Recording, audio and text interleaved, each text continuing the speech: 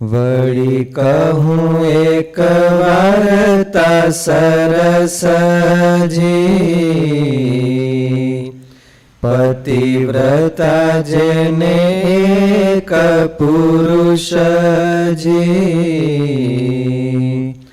પંચને પત્ની એકને નરસજી. એમાં કહે છે પુરાણ અષ્ટાદશજી. અષ્ટાદશ આગમમાં નિર્ણય કર્યો છે ને પતિને બહુપત્ની, પત્નીને પતિ એક.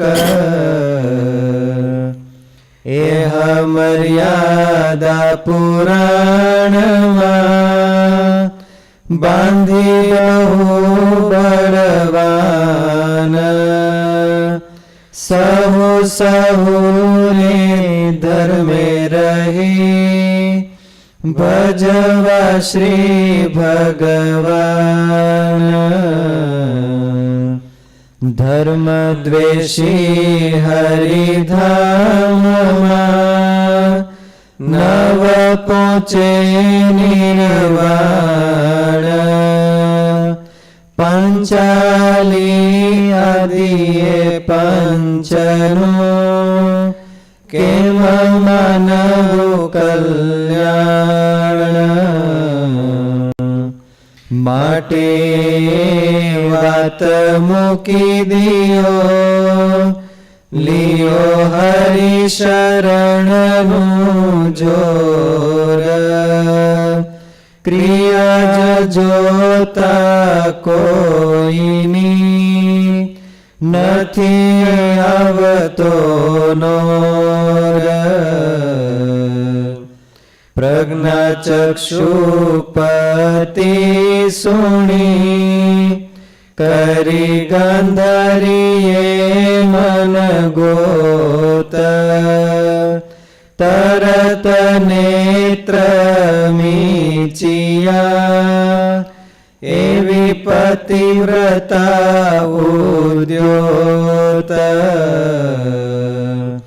પણ શ્રી હરિના સંબંધ વિના અર્થ ન સર્યો એક. શઠપણે સમજ્યા વિના ઠાલી ઝાલી હટેક. એવા જીવ કઈ જગતમાં ઘણું ધર્મ વાળા કેવાય. નિષ્કુળાનંદ કે કર્ણદાની, જરાસંધ બ્રહ્મણ્ય જગમાય. શું કીધું?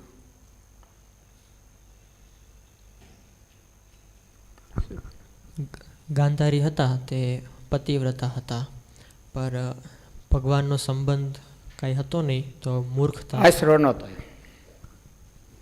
ભગવાનનો આશરો નહોતો તો એનું નામ કોઈ બહુ ખાલી નાટક થઈ ગયું. પતિવ્રતા પતિવ્રતા તો કહેવાના, પણ ખાલી નાટક પૂરતા કહેવાના. એનો ફાયદો કાંઈ ન મળ્યો. અને દ્રૌપદીને 5 પતિ હતા, એક નહીં. પુરાણ શાસ્ત્ર એના બધાથી ઊંધું,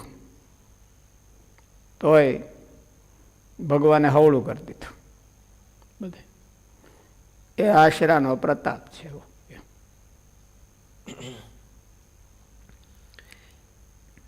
કડવું નંબર 19. ઘણા પોતે હરહ થવા બહુ પ્રયત્ન કરે, પણ ભગવાનનો આશરો હરહ કરવો એવો ન કરે, તો આ બધા ઉદાહરણો છે. ગાંધારીએ પોતે એમ હરહ થવા માટે પ્રયત્ન કર્યો. કર્ણ જરાસંધામાં બધાને નામ લખ્યા ને. કર્ણદાની જરાસંધ બ્રહ્મણ્ય. બ્રહ્મણ્ય. બ્રહ્મણ્ય એટલે શું? બ્રહ્મણ્યનો અર્થ શું થાય ભાઈ? વ્યુત્પત્તિ શું થાય?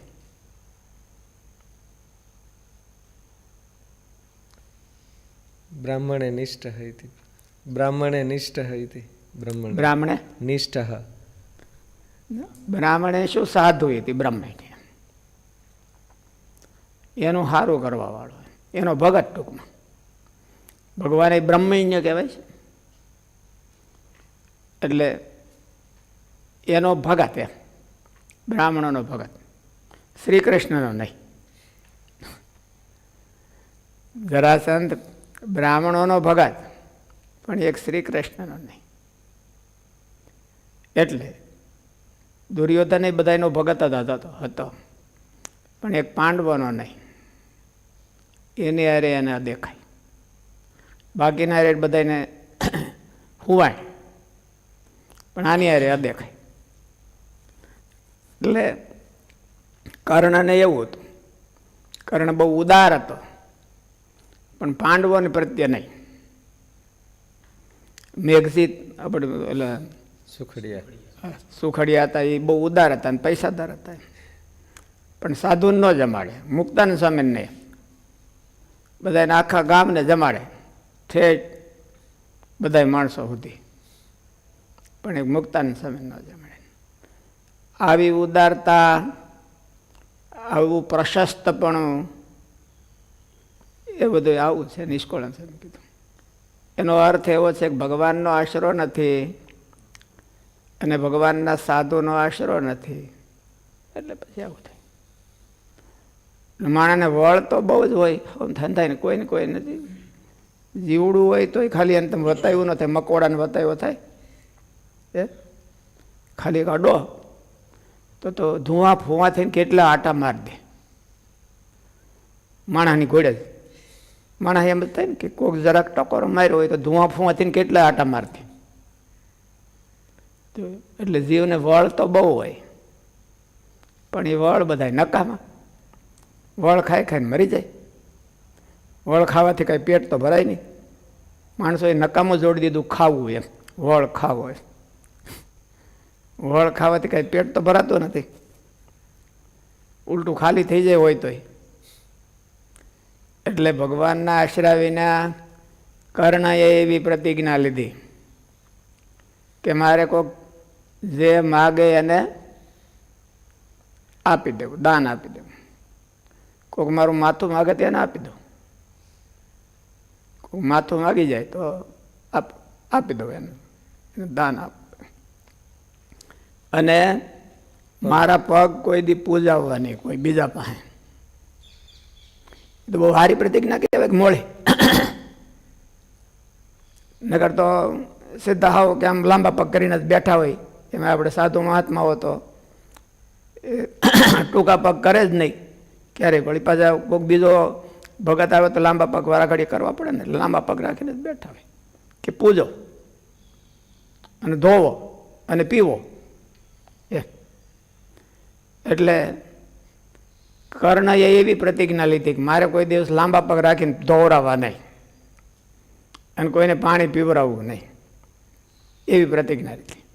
અને બીજી એવી પ્રતિજ્ઞા લીધી કે મારે કોઈક માગે તો જે માગે એને દાન આપી દે.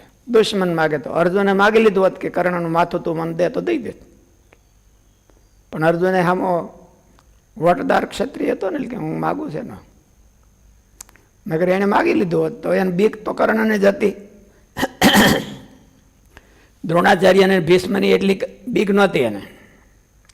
અને દુર્યોધને યુદ્ધ કર્યું હતું એ કોના મદાર ઉપર કર્યું હતું?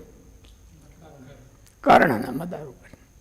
ભીષ્મ પિતા અને દ્રોણાચાર્ય એનું તો ઠીક છે કે એને બહુ વિશ્વાસ નહોતો કે આ બાબા ક્યારેક ફરી જાય, પણ અમારો મિત્ર છે એ ફરે એવો નથી, એવું બધું એને પેલું કર્યું હતું. અને એણે આવી પ્રતિજ્ઞા લીધી, પણ એ પ્રતિજ્ઞાનું મિનિંગલેસ, રિઝલ્ટ કાંઈ નહીં, ઉલટું ખાડામાં પડવાનું એવું. પગ ન પૂજાવા એ તો સારી વાત છે.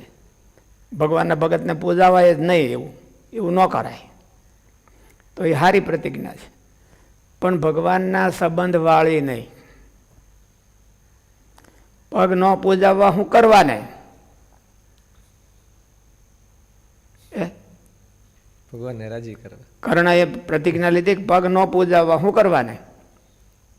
અર્જુનને મારે નહીં ત્યાં સુધી. અર્જુનને મારી ન નાખવું ત્યાં સુધી, પછી પૂજાવું. અને દાન દેવું એ શું કરવા? અર્જુનને ન મારી નાખવું ત્યાં સુધી મારું માથું માગે તો આપી દો. આવી પ્રતિજ્ઞાઓ હોય બધી. કર્ણદાને જરાસંધ બ્રહ્મણ્ય, ગાંધારી પતિવ્રતા. માણસને વળ ચડી જાય એટલે કેટલું કરી નાખે. ગાંધારીની સહનશીલતા વધારે કહેવાય કે કુંતાજીની કે દ્રૌપદીની? કોની કહેવાય? કર્ણનો પુરુષાર્થ વધારે કહેવાય કે અર્જુનનો? કર્ણ પુરુષાર્થ એનો વધારે કહેવાય. અર્જુનને તો ટીચર ટ્યુશન કરાવવા ઘેરે આવતા, અને કર્ણને એના આશ્રમમાં રહીને એને ભણવું પડ્યું હતું. રાજકુમાર થઈને નહીં, પુરુષાર્થ જો બેયનો એમ. તો પેલો પુરુષાર્થ કામનો હું ન કરવો એવું નહીં કઈ પુરુષાર્થ. એમ પુરુષાર્થ એના કરતાં વધારે કરવો જોઈએ. અર્જુન એ પુરુષાર્થી હતો. મહાભારતમાં વધારેમાં વધારે પુરુષાર્થી અર્જુન હતો. એટલે પુરુષાર્થ તો કરવો જોઈએ, પણ ભગવાનને શરણે થઈને કરવો જોઈએ. ભગવાનને મૂકીને નહીં. ભગવાનને શરણે થઈને પુરુષાર્થ કરે અને એમાં કાંઈક ખામી રહી જાય તો એ ભગવાન પૂરી કરી દે. જો સાચો શરણાગત હોય તો. ખોટો હોય તો થોડુંક ઉગાડો પડે, સાચો હોય તો પૂરી કરી દે.